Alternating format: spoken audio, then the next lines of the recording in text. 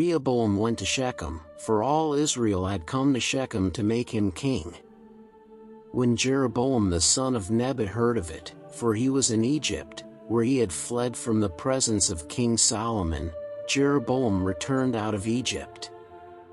They sent and called him, and Jeroboam and all Israel came, and they spoke to Rehoboam, saying, Your father made our yoke grievous.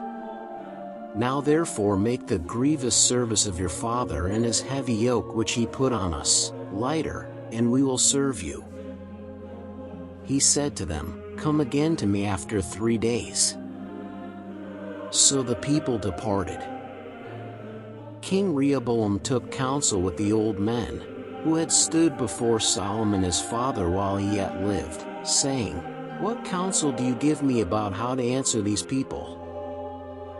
They spoke to him, saying, If you are kind to these people, please them, and speak good words to them, then they will be your servants forever.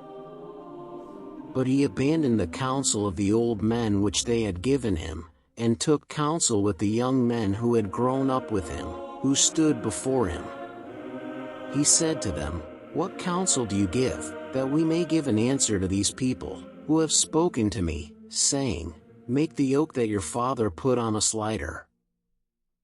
The young men who had grown up with him spoke to him, saying, Thus you shall tell the people who spoke to you, saying, Your father made our yoke heavy, but make it lighter on us. Thus you shall say to them, My little finger is thicker than my father's waist. Now whereas my father burdened you with a heavy yoke, I will add to your yoke. My father chastised you with whips, but I will chastise you with scorpions. So Jeroboam and all the people came to Rehoboam the 3rd day, as the king asked, saying, Come to me again the 3rd day. The king answered them roughly, and King Rehoboam abandoned the counsel of the old men, and spoke to them after the counsel of the young men, saying, My father made your yoke heavy, but I will add to it.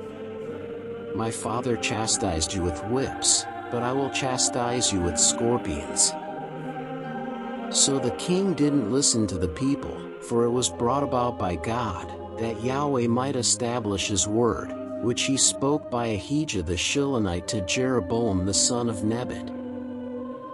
When all Israel saw that the king didn't listen to them, the people answered the king, saying, What portion do we have in David? We don't have an inheritance in the son of Jesse. Israel, every man to your tents. David, now see to your own house. So all Israel departed to their tents.